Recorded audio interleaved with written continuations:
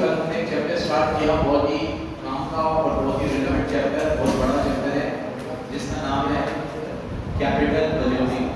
वहीं पे पीछे पढ़ेंगे कैपिटल बजटिंग। इस चैप्टर को इन्वेस्टमेंट डिसीजन भी कह सकते हैं। क्या कह सकते हैं? Investment decision. तो तुमने लाइट की होनी चाहिए आ रहा है सब। चलो, अब कल की क्लास में मैं आपको इसका पूरा थ्योरेटिकल पार्ट बता चुका। मैं आपको क्या क्या बता चुका? मैंने आपको कहा कि कैपिटल बजटिंग में ज़रूरी क्यों है। पहले तो ये बताया क्यों ज़रूरी है, क्योंकि इसके अंदर जो खर्चे होते हैं वो बहुत बड़े होते हैं, हाई अमाउंट ऑफ एक्सपेंडिचर। इसका टाइम पीरियड बहुत लंबा होता है, इसके डिसीजन इरिवर्सिबल है और ये बहुत कॉम्प्लेक्स प्रॉब्लम है। तो इसको समझने के लिए कैपिटल बजटिंग के बहुत सारे मेथड टेक्निक्स बनाई गई। टेक्निक हमने अभी तक नहीं पढ़ी। फिर मैंने आपको बताया कि कैपिटल बजटिंग में कैश फ्लो कैसे निकाले जाते हैं। सबसे पहले आप क्या लोगे? सेल लोगे, कॉस्ट माइनस करोगे, डेट माइनस करोगे, टैक्स माइनस करोगे और डेट वापस से प्लस कर दोगे, तो एनुअल कैश फ्लो आ जाएगी। क्या लेंगे? फिर जितने भी एनुअल कैश फ्लो है उनको कैश आउटफ्लो से कंपेयर करोगे। किससे कंपेयर करोगे? आउटफ्लो मतलब उस प्रोजेक्ट में जो पैसा लगता है वो आउटफ्लो। अब आउटफ्लो, अभी आपने कोई मशीन खरीदी, लैंड खरीदी, कुछ भी खरीदा, कोई भी प्रोजेक्ट आपने हाथ में लिया तो आपका आउटफ्लो। अब आउटफ्लो को इनफ्लो से कंपेयर करें तो इसमें जो ट्रेडिशनल मेथड है वो क्या कहते हैं कि आउटफ्लो में से सीधे सीधे इनफ्लो माइनस कर दो तो नेट प्रेजेंट वैल्यू आ जाएगी। क्या आ जाएगी? Net present. मतलब एक तरीके से आउटफ्लो में से इनफ्लो माइनस कर दो तो आपका नेट कैश फ्लो आ जाएगा। अगर वो नेट कैश फ्लो पॉजिटिव आ रहा है तो आप प्रोजेक्ट को एक्सेप्ट कर लो, अदरवाइज उस प्रोजेक्ट को एक्सेप्ट मत करो। इस तरीके से होता है। तो ये चीजें हमें ये चैप्टर सिखाया। अब कल मैंने आपको कहा डिसीजन मेकिंग में कैश फ्लो में क्या क्या लेते हैं। अपॉर्चुनिटी कॉस्ट लेते हैं, मैंने बताया। सक कॉस्ट को नहीं लेते क्योंकि वो डिसीजन मेकिंग में किसी काम की एग्जांपल दिया मैंने आप लोगों को। अभी मैं एक प्रपोजल बताया, उस प्रोजेक्ट का मैंने प्रमोशन किया, पैम्फलेट छपवाया और बाद में क्या पता चला कि वहां पे प्रोजेक्ट डालना फीसिबल। तो अब वो प्रोजेक्ट डालना है कि नहीं डालना है, इसके लिए मुझे वो जो पैम्फलेट छपवाया उसे मैं कंसीडर, क्योंकि वो मेरी कौन सी कॉस्ट है? सक कॉस्ट। ये सब बातें मैंने आप लोगों को करी। फिर अपॉर्चुनिटी कॉस्ट, सक कॉस्ट, एक वर्किंग कैपिटल के बारे में बताया। क्या बताया कि आप जब भी कोई प्रोजेक्ट शुरू करते हो तो उसमें कुछ वर्किंग कैपिटल लगती है। जैसे कि मैंने कोई मशीन डाल दी, उसके लिए पहले रॉ मटेरियल खरीदना पड़ेगा, लेबर को एडवांस देना पड़ेगा, ये वर्किंग कैपिटल। इसको भी मैं आउटफ्लो मानता हूं। लेकिन ये जितनी भी वर्किंग कैपिटल में लगाना होगा ये टाइम पीरियड के बाद रिलीज हो जाती है। तो पहले आता है इंक्रीज इन वर्किंग कैपिटल जो मैं लगाऊंगा, और जितनी वर्किंग कैपिटल मेरी कम हो जाएगी तो हो जाएगी मेरी बिक्री। मतलब एक तरीके से जब मैं लगाऊंगा तो इंक्रीज इन वर्किंग कैपिटल, और जब मेरा प्रोजेक्ट कंप्लीट हो जाएगा तो पैसा मुझे वापस मिल जाएगा। कैसे वापस मिलता है ये सब मैंने लास्ट क्लास में बता दिया। ओवरहेड के बारे में बताया कि जो अलोकेटेड ओवरहेड है वो लेंगे हम, वो ओवरहेड लेंगे जो उस डिसीजन की वजह से लग रही है, वो कॉस्ट। जैसे मैंने आपको कहा कि इस बिल्डिंग में मैं ऊपर इंटीरियर भी शुरू कर दूं या फर्स्ट टू 10 शुरू कर दूं तो उसकी वजह से जो एक्स्ट्रा कॉस्ट लगी, मैं रेंट नहीं दूंगा क्योंकि रेंट तो पूरी बिल्डिंग का पहले भी दे रहा था, अभी भी दूंगा, तो वो डिसीजन मेकिंग में काम था। लेकिन जो एक्स्ट्रा कॉस्ट लगी, इंक्रीमेंटल कॉस्ट, उसे मैं कंसीडर करूंगा। इस तरीके से चैप्टर चलेगा। अब आप आओ, फिर मैंने आप लोगों को पीडीएफ से समझा दिया था कि क्या कैपिटल आउटफ्लो में क्या आएगा और इनफ्लो में क्या आएगा। इसमें पेज नंबर पे जो दे रखा है, पेज नंबर 7.1 में, ठीक है, ये इनिशियल कैश आउटफ्लो, ये बहुत ही इंपॉर्टेंट है। टेबल बनी हुई है, cost of machine, installation cost, ये सब लिखा था मैं, लेकिन टाइम वेस्ट होगा फालतू लिखा था क्योंकि यही सेम चीज है, यही आउटफ्लो है और यही आगे इनफ्लो। तो आउटफ्लो और इनफ्लो के जो टेबल बने हुए हैं वो बहुत इंपॉर्टेंट है। अब आ जाओ सीधे इसके 7.17 पेज नंबर पे, जहां पे तुम्हें सारे कैपिटल बजटिंग के मेथड दे रखे हैं। तो एक एक करके मैं मेथड बताऊंगा तुम्हें, तुम लिखते जाना। पहले payback period, ARR, NPV, profitability index, IRR, discounted payback और एमआईआर। ये सारे मेथड तुम लोगों को आएंगे और ये डिसीजन मेकिंग में हमें बहुत ही इंपॉर्टेंट रोल प्ले करेंगे। हर मेथड से अगला वाला बहुत अच्छा है। एक मेथड है वो कोई बात करता है, उसमें कोई ड्रॉबैक है, फिर उससे अगला अच्छा है, फिर अगला वाला उससे अच्छा है, फिर अगला वाला उससे अच्छा है, ये ठीक है। तो सबसे पहले इलस्ट्रेशन नंबर 1 पे और नल्लू इसमें कोई मेथड नहीं लगेगा। एबीसी एक प्रोजेक्ट को इवैल्यूएट कर रही है। एक मशीन है जो 1 लाख रुपए की है और उसकी लाइफ है 4 साल। पेज नंबर 7.16 पे है इलस्ट्रेशन नंबर 1। एक प्रोजेक्ट है जिसकी मशीन है 1 लाख रुपए की, जिसकी लाइफ 4 साल है। आपका earning before interest and tax कितना है? Earning before interest and tax year 1 2 3 और 4, 4 साल में आपको earning before interest and tax दे रखा है। कितना दे रखा है? 45,000, 30,000, 45,000, 30,000, 25,000, 35,000। अब एक बात सुन लो मेरी, ये earning before interest and tax है, ये अब जितने भी मेथड मैं पढ़ाऊंगा ना आज से एक एक करके शुरू करेंगे अपन। हर मेथड में आपको कैश इनफ्लो और कैश आउटफ्लो निकालनी है। कैश इनफ्लो बड़े सिंपल, सेल में से खर्चे माइनस करो, ईबीआईटी आएगा, या ईबीआईटी, अब इसमें से इंटरेस्ट हो इंटरेस्ट माइनस करो, टैक्स हो टैक्स माइनस करो और डेट वापस से प्लस करो, बस इतना करना है। और आउटफ्लो कैसे निकालना है वो डब्बा जो इंपॉर्टेंट मार्क लगाया है। कैश आउटफ्लो कैसे निकालना है? Cost of machine plus installation charges plus मैंने तुम्हें बताया वर्किंग कैपिटल प्लस मैंने तुम्हें बताया जो मशीन हम लोग बेचेंगे उसकी सेल वैल्यू लेस करना, कल बताया था। ऐसे करके कैश आउटफ्लो आएगा। अब वो कैश आउटफ्लो को इनफ्लो से कंपेयर करना। तो सारे मेथड में तुम्हें 10-15 दिन तो चलना ही चलना है, जब तक 15 दिन तो चलेगा ही चलेगा। 15 दिन तक हमें कैश इनफ्लो कैश आउटफ्लो निकालते रहना है। तो इनफ्लो आउटफ्लो तो सबसे बेसिक है जो हमें निकालना है। कभी पहले क्वेश्चन में हमें इनफ्लो निकालना सिखाया, कैलकुलेट इनफ्लो। अब ये क्या है? ये बोला इसने earning before tax and tax, sorry EBIT की है अर्निंग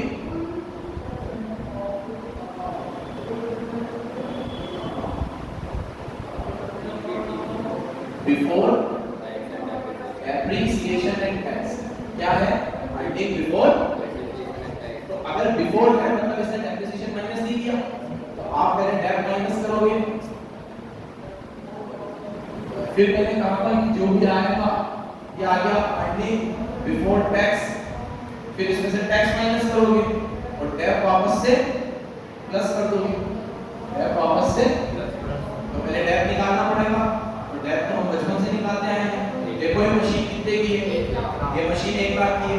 अगर इसका स्क्रैप वैल्यू हो तो वो माइनस करो और उसकी लाइफ से डिवाइड कर दो। तो स्क्रैप वैल्यू नहीं है तो मशीन ले लो 1 लाख की और इसकी लाइफ कितनी? 4 या 5। तो आपका डेप कितना आएगा? ठीक है, जो वर्किंग मोड में मिलना है। अब 25,000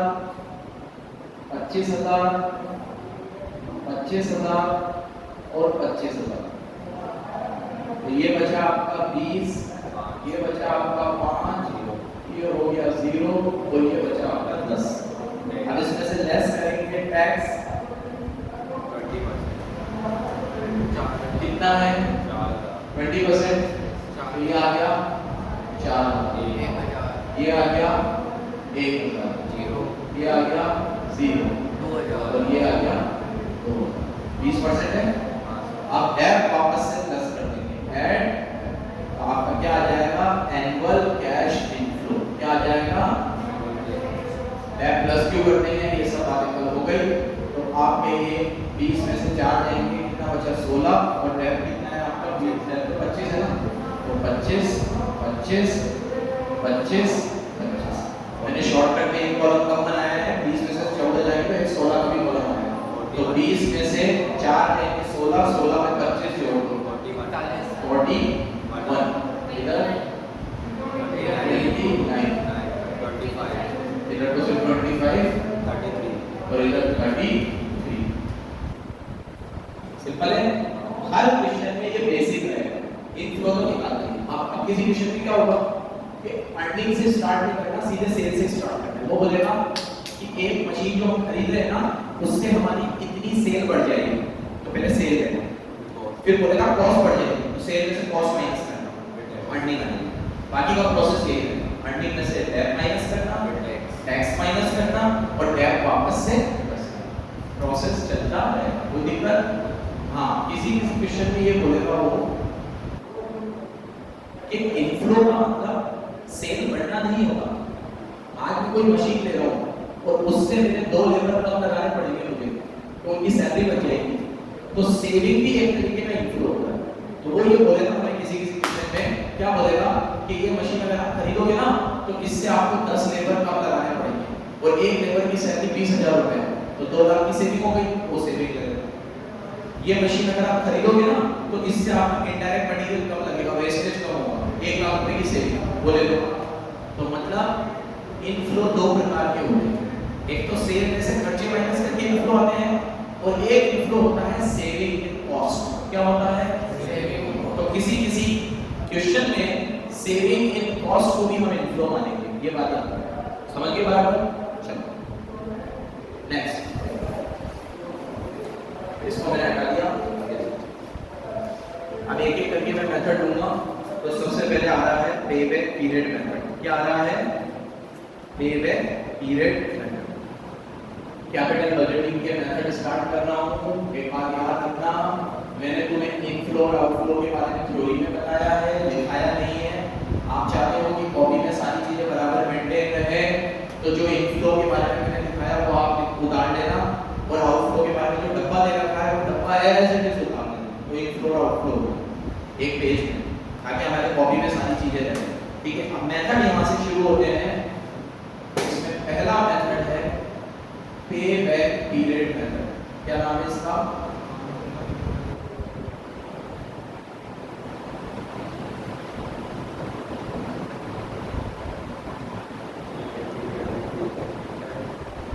इसका फॉर्मूला होता है cash outflow upon annual cash inflow. क्या होता है? Cash outflow upon annual cash inflow. ठीक है, ये होता है। ये कब लगता है? When cash inflow are same. अब B, when cash inflow are not same. अगर इनफ्लो सेम ना हो तो फॉर्मूला बनता है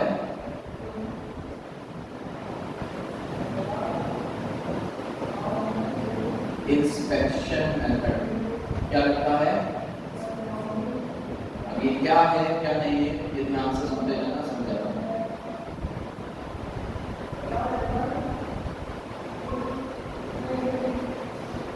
देखो, पे बैक पीरियड मेथड,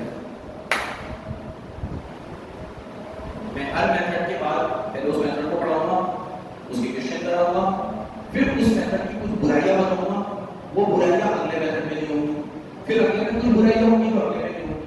करते करते हम एक ऐसे मेथड पे पहुंचेंगे जिसमें कोई बुराइयां नहीं है, साफ सुथरा।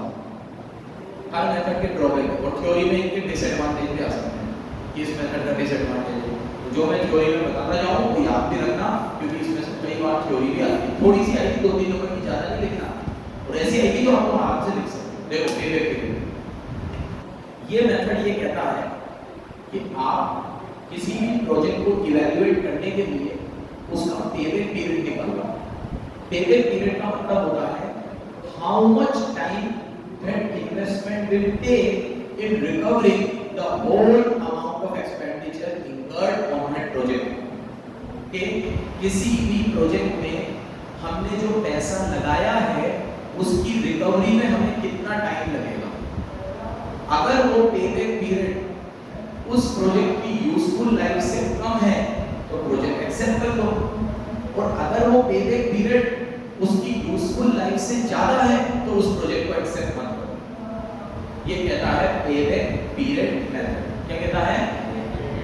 फॉर एग्जांपल, आपका एक प्रोजेक्ट 2 लाख रुपए का है और उससे एनुअल इनफ्लो आ रहे हैं 40,000 रुपए, तो 2 लाख को डिवाइड करो 40,000 से, कितना आएगा? 5 लाख। कितना आएगा? मतलब इस प्रोजेक्ट को रिकवर होने में कितने साल लगेंगे? अब अगर इस प्रोजेक्ट की लाइफ 13 साल है तो इसको एक्सेप्ट कर लो, इतनी बढ़िया बात है कि 13 साल का प्रोजेक्ट 5 साल में इन्वेस्टमेंट रिकवर करके दे देगा। तो 13 में से 5 हटा दूं तो अगले 8 सालों तक पैसा ही पैसा होगा बाबू भैया। क्या होगा? पैसा ही पैसा, क्योंकि 13 साल का प्रोजेक्ट है, रिकवरी 5 साल में हो ही गई, तो कितने बचे? 8 साल। 8 साल आपके लिए चांदी, तो आप ये प्रोजेक्ट को एक्सेप्ट कर लो। ये इस पे बैक पीरियड मेथड की विशेषता है, खासियत है। ठीक है, इस तरीके से। अब ये फॉर्मूला कब लगेगा आउटफ्लो और इनफ्लो?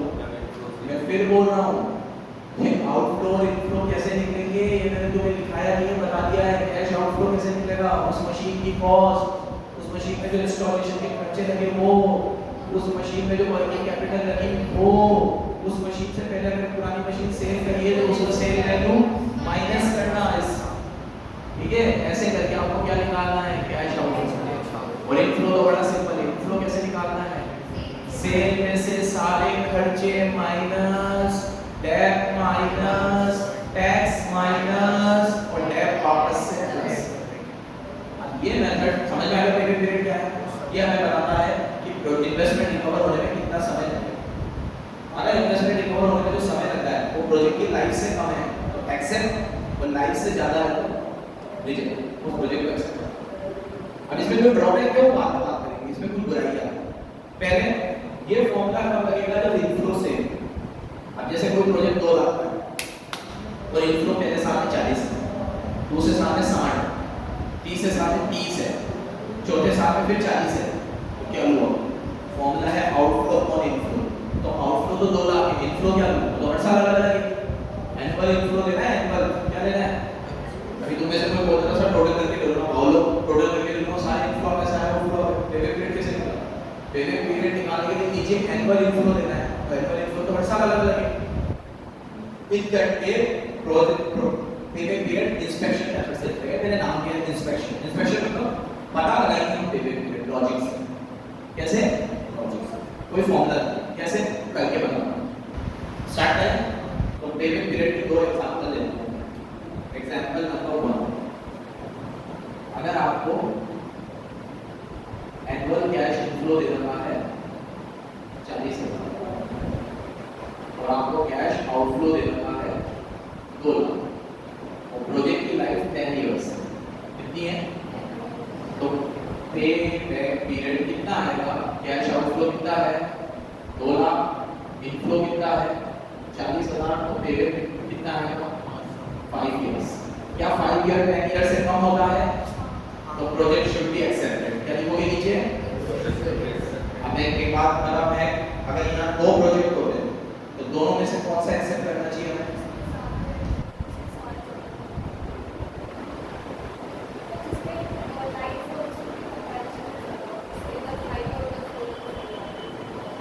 इधर 5 है, नहीं दोनों प्रोजेक्ट की लाइफ सेम है, ये भी 10 साल का है, ये भी 10 साल का। अब दोनों में से कौन सा प्रोजेक्ट एक्सेप्ट, दोनों म्यूचुअली एक्सक्लूसिव है, दोनों में से एक लेना है, कौन सा लेना चाहिए, जो कम साल है पर को जल्दी इसका इनफ्लो ज्यादा है, पेबैक भी निकाल लेते हैं। इस वाले का पेबैक 4 साल है, इस वाले का पेबैक 3 साल है,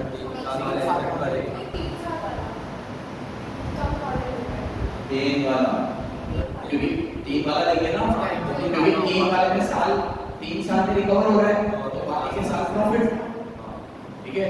तो कौन सा प्रोजेक्ट एक्सेप्ट करना चाहिए, जिसका पेबैक पीरियड कम आए, क्योंकि पेबैक पीरियड कम आने का क्या मतलब है कि वो हमें जल्दी रिकवर करके दे देगा। बराबर समझना, ये चैप्टर मेरा फेवरेट चैप्टर है, फेवरेट, ठीक है। इसको मैंने भी जब आईपीसीसी में पढ़ा था बहुत तरीके से पढ़ा, तरीके से ऐसा पढ़ा था कि इसके एक नंबर भी कोई मेरा हिला नहीं सकता, ठीक है। तो इसको बहुत तरीके से पढ़ना, क्योंकि डिसीजन इवैल्यूएशन वाला चैप्टर है, क्या लेना चाहिए। वैसे तो एफएफ में सारी चैप्टर बहुत बढ़िया है और सब डिसीजन इवैल्यूएशन की, कॉस्ट ऑफ कैपिटल में भी मैंने तुम्हें क्या पढ़ाया कि डेब्ट से पैसा होगा कि इक्विटी से होगा, लिवरेज में भी हमने एक तरीके से डिसीजन मेकिंग की बात करी कि लिवरेज ज्यादा हो या कम हो, ठीक है। कैपिटल स्ट्रक्चर थ्योरी जो मैंने तुम्हें पढ़ाया बस वो चैप्टर थोड़ा सा वैसा है कि उसमें सब अपनी अपनी रामायण आगे गए हैं और सब अपनी अपनी बातें करके चले गए, तो उसमें कोई डिसीजन दे के नहीं किया सबने। हालांकि कॉमन डिसीजन क्या किया कि डेब्ट अच्छा होता है, डेब्ट अच्छा होगा तो आपको वैल्यू ऑफ ज्यादा आएगा ऐसे। अब इसके अंदर हर लोग अपने अपने मेथड देंगे, हर मेथड की अपनी विशेषता है, खासियत है, लेकिन हर मेथड की अपनी बुराइयां भी है। जो बुराइयां हैं वो तुम आराम से ऑब्जर्व भी कर पाओगे, हाँ सर आप सही कह रहे हो, इस मेथड में बुराई है। अभी पेबैक मेथड की बुराई बताऊंगा। पहले पेबैक मेथड का फॉर्मूला क्या है बेटा, 2 लाख को 40,000 5 ईयर्स है, लेकिन ये कब लगेगा जब इनफ्लो सेम है। अब एग्जांपल नंबर 2, जब इनफ्लो सेम ना हो, जब इनफ्लो सेम ना हो, तो जब इनफ्लो सेम ना हो तो क्या करेंगे हम लोग, देखो इंस्पेक्शन से पता करेंगे। एग्जांपल देता हूं, कैश आउटफ्लो है आपका 2 लाख, कितने का है, और आपकी कैश इनफ्लो कुछ इस प्रकार है 40,000, 60,000, 80,000, 1 लाख और 1,50,000, ये और प्रोजेक्ट की लाइफ 5 इयर्स कितनी है। अब इसमें पेमेंट पीरियड कैसे निकालेंगे, प्लीज इश्ता को आराम से फोटो ले लो बेटा ना, वो समझो पहले समझो ना, फोटो लेना घर में 2 मिनट लगेंगे इसको लिखने में। सबसे पहले आप कैश इनफ्लो लिख दो, ईयर लिख दो,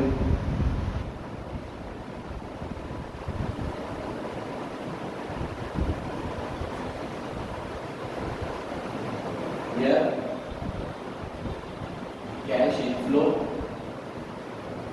और फिर निकालो क्यूमुलेटिव कैश फ्लो। क्या निकालो, क्यूमुलेटिव फ्रीक्वेंसी निकाल देते ना स्पीड से, बस 1 2 3 4 5 कैश इनफ्लो है 40,000, 60,000, 80,000, 1 लाख और 10 लाख। आप क्यूमुलेट करो इसको, तो 40 में 60 जोड़ो, 1 लाख में 80 जोड़ो, 1 80 में 1 80 जोड़ो और 1 लाख जोड़ो और 2 80 में 1.5 लाख जोड़ो, 4 लाख। अब मैं पेमेंट पीरियड निकालूंगा इंस्पेक्शन से। कैसे निकालूंगा, इंस्पेक्शन से कैसे कि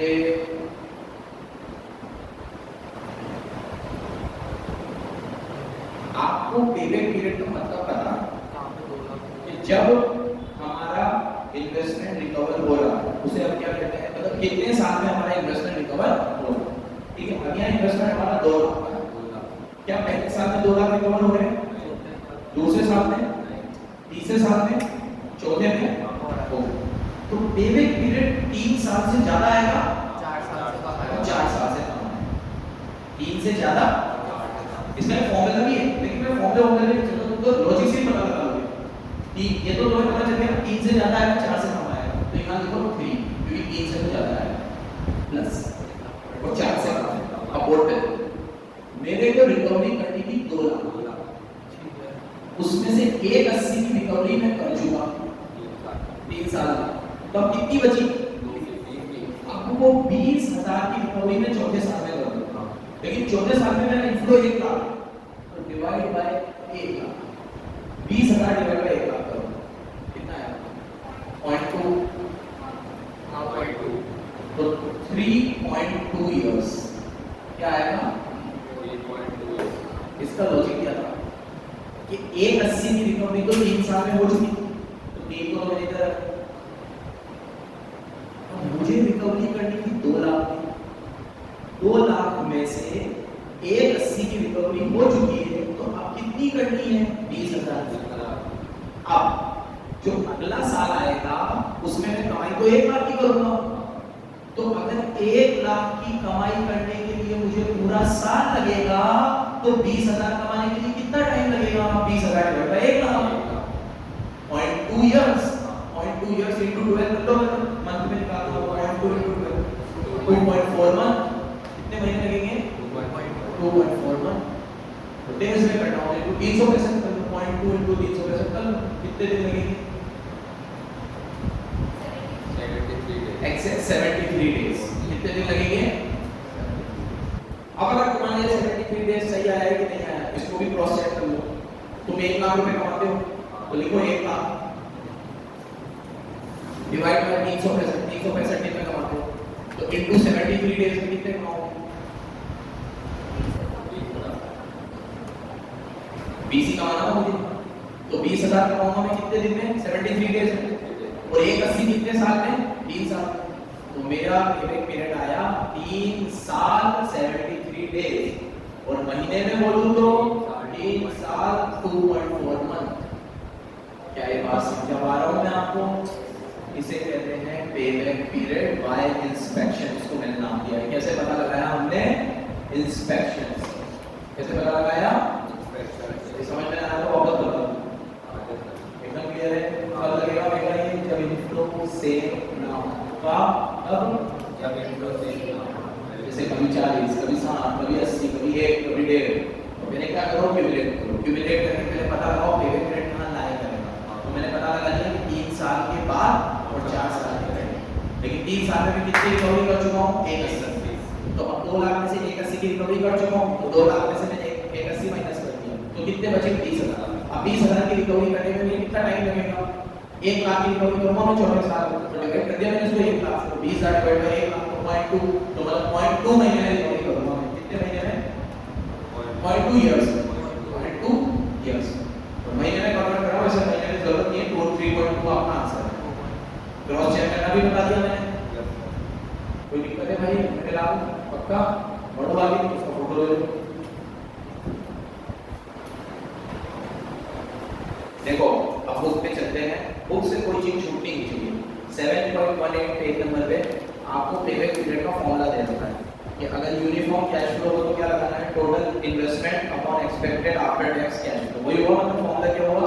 cash outflow upon annual cash inflow. लेकिन नीचे दे रखा है नॉन यूनिफॉर्म हो तो उसमें भी एक एग्जांपल से समझा रखा है, तो आपको ये सब कुछ भी पढ़ने की जरूरत नहीं है। अब सीधे आ जाओ इसके नुकसान पर और इसके फायदे पर। इसका फायदा तो सबसे पहला यही है कि it is easy to calculate. ये सब तो नहीं लिखा हूं ना मैं, ये बुक में से टिक करते चलना। इजी टू कैलकुलेट, इसको ये कैलकुलेट करना बहुत ही इजी। दूसरा, क्विक एस्टिमेट टाइम का पता चल जाता है। जैसे कितनी जल्दी मैंने तुम्हें 10-15 मिनट में समझा दिया कि पेबैक पीरियड क्या होता है, कि कितना समय लगेगा आपको इन्वेस्टमेंट रिकवर करने में। और एक बात बताओ बेटा, बहुत बड़े-बड़े प्रोजेक्ट में पेबैक पीरियड से डिसीजन लिए जाते हैं। आप भी ऐसे ही करते हो। जैसे कोई जूते भी खरीदने ना, कितने साल चलेगा तेरे साल? हाँ, कितने साल? 2 साल चलेगा। 5,000 का जूता ले रहा है, मैक्स टू मैक्स 2 साल में तुझे खुद ही जूते से नफरत हो जाएगी। तो हर साल को एक जूते के लिए 2,500 रुपये खर्च कर रहा है। देखने बढ़ गया, देखने मेरा मत देख। अपन पेबैक पीरियड अपनी यूजुअल लाइफ में यूज करते हैं, ठीक है? It is easy to calculate and it gives a perfect estimate of time, कि हमें टाइम का एस्टिमेट पता है और प्रोजेक्ट की रिस्क को हम इससे पता लगा सकते हैं। इससे प्रोजेक्ट के रिस्क को पता लगा। अब इसके नुकसान देखो। इसका सबसे पहला नुकसान, it ignore time value of money. ये क्या करता है? डिसएडवांटेज बहुत आते हैं एग्जाम में। It ignore time value of money. ये किसको इग्नोर करता है? किसको इग्नोर करता है? टाइम वैल्यू मनी को कैसे इग्नोर करता है? आपने 40 कैश फ्लो लिए, तो इस साल जो 40 मिलेंगे, अगले साल जो 40 मिलेंगे, क्या उसकी कीमत सेम होगी? तीसरे साल में जो 40 मिलेंगे, आज उसकी कीमत सेम होगी? चौथे साल में जो 40 मिलेंगे, आज उसकी कीमत सेम होगी? नहीं। ठीक है? तो कैश इनफ्लो आपके अगले सालों में जो भी होंगे वो आपको परफेक्ट एस्टिमेट। आप ये कह ही नहीं सकते कि भाई जो अगले साल कैश फ्लो मिलेगा वो इस साल से होगा, जो अगले साल कैश फ्लो मिलेगा वो इस साल से होगा, जो अगले साल कैश फ्लो मिलेगा वो इस साल से होगा, वो हो ही नहीं सकता। ठीक है? तो कैश इनफ्लो का टाइम वैल्यू आप जो ले रहे हो, टाइम वैल्यू वही को कंसीडर नहीं करते। तो ये तो इसकी प्रॉब्लम है। और ये आगे वाला बहुत सारे मेथड की प्रॉब्लम है, 2-3 मेथड में और ये प्रॉब्लम है। उसके बाद में मैं ऐसे मेथड पढ़ाऊंगा जिसमें हम टाइम वैल्यू को कंसीडर करेंगे। इसलिए मैं बोल रहा हूं हर मेथड में कुछ खराबियां है, अगला वाला उससे थोड़ा अच्छा है, उसका अगला वाला उससे थोड़ा अच्छा है, ऐसे है। ठीक है? तो टाइम वैल्यू मनी को इग्नोर करता है, पहली चीज।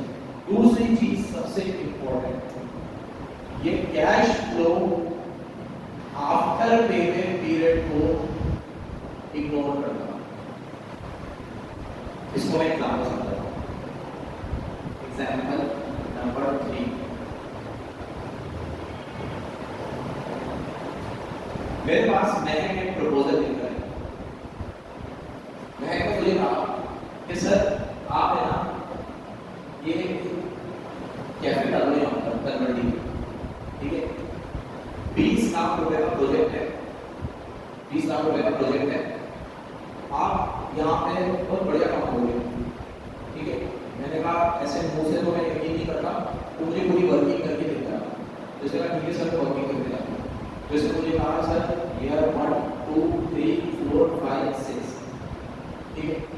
6 साल का वर्किंग करके लगे हो, ठीक है? 6 साल का प्रोजेक्ट मान लो कि सर ये 6 साल रुपए इसलिए दिए मैंने क्योंकि ये 20 लाख रुपए में फ्रेंचाइजी है, एक बहुत बड़ा फ्रेंचाइजी है CHI वाला, ठीक है? तो उसकी हम लोगों ने फ्रेंचाइजी ली है, तो ये फ्रेंचाइजी 6 साल के लिए देता है। 6 साल में 20 लाख रुपए देगा, सेटअप वेटअप सब करके देगा और बहुत शानदार चलेगा, ठीक है।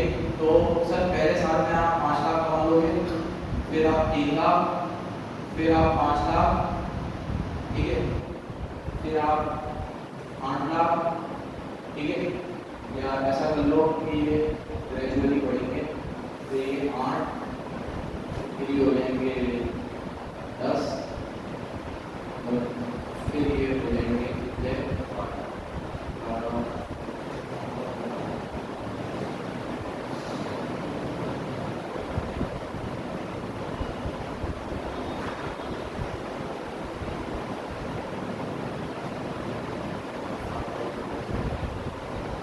10 लाख, फिर 12 लाख, और लास्ट साल में मैंने कहा तेरे पास पक्की वर्किंग है ये कैश फ्लो में? हाँ सर मैंने पूरी निकाली है। क्या पहले साल में कम भी है सर, पहले साल में अपन को उतना पता नहीं चलता मार्केट का क्या है क्या नहीं, तो भी लोग आएंगे, फिर अपन इसके टैक्स पे काम करेंगे, अपन फिर अगले साल में ये चीज़ें भी लगेंगी, फिर उसके अगले साल में ये चीज़ें भी लगेंगी, ऐसे कर करके मैं आपको कह रही हूँ कि ये प्रोजेक्ट आपको 6 साल में कम्प्लीट है, तो 20 लाख में लगेगा। अब एक मेघा भी मेरे पास लेकर है, ये भी वही 20 लाख का प्रोजेक्ट है, और इसने कहा सर ये इंजीनियर चाय वाला का डाल लो, ये भी बढ़िया है, ये फ्रेंचाइजी। मैं कहा इसमें इसका भी तो वर्किंग करके लाओ, तो इसने कहा सर देखो पहले 2 सालों में 10-10 लाख तो ऐसे ही लगेंगे, क्योंकि ये जिस एरिया में मैं डाल रही हूँ ना वहाँ 10 से 15 सरकारी ऑफिस है, तो अपन सरकारी ऑफिस से ठेका ले लेंगे, टेंडर ले लेंगे, तो वो टेंडर अपन 2 साल में मिलेगा, 2 साल में अपन लोगों को कितनी चाहिए उनको मिला देंगे, सरकारी ऑफिस में आप जानते चाहिए, ठीक है, तो इतनी चाहिए मिला देंगे हम उनको कि 2 साल में आपका तो मजे हो जाएंगे, और उसके बाद भी इन्फ्लो होंगे, ठीक है, लेकिन उतने नहीं हो पाएंगे क्योंकि 2 साल में सरकारी ऑफिस चला जाएगा, तो ये इन्फ्लो होंगे, ठीक है। अब अगर मैं पेबैक पीरियड के हिसाब से चलूं तो यहाँ पे इन्वेस्टमेंट रिकवर होने में मुझे कितना साल लग रहा है? 7 और 8 15 और 5 20, तो इसका पेबैक पीरियड आया 3 इयर्स, और मेगा का पेबैक पीरियड आया 2 इयर्स। तो आपने कहा है जिसका पेबैक पीरियड कम हो वो प्रोजेक्ट एक्सेप्ट कर लो, तो मैं मेगा वाला एक्सेप्ट करूंगा, बट फायदा तो महंग वाले में था, क्योंकि महंग का प्रोजेक्ट भले 3 साल में रिकवर करके देता, लेकिन 3 साल के बाद वो मुझे 10 लाख 12 लाख 15 लाख रिटर्न ज्यादा 37 लाख रुपए महंग का प्रोजेक्ट मुझे कमा के देता, 20 लाख रिकवर करने के बाद, और ये मुझे 20 लाख रिकवर करने के बाद 8 और 7 15 6 और 6 12 27 ही रिकवर करके देती है। कौन सा बढ़िया है? पेबैक पीरियड कौन सा अच्छा बता रहा है? मेगा वाला है। कौन सा अच्छा? यही समझा कि ये मेथड पेबैक पीरियड के बाद वाले कैश फ्लो को क्या करता है? This is the major drawback of this method. आप सिर्फ ये कहते हो कि कितने साल में रिकवर होगा, अब इतने साल में रिकवर हो गया बस, अबे बाद में भी तो देखो कोई प्रोजेक्ट ऐसे होते हैं जो रिकवरी तो जल्दी करा देते हैं, सुन रहा है तो वहां परेशान कर रहा है, ज्यादा काम कर रहा है,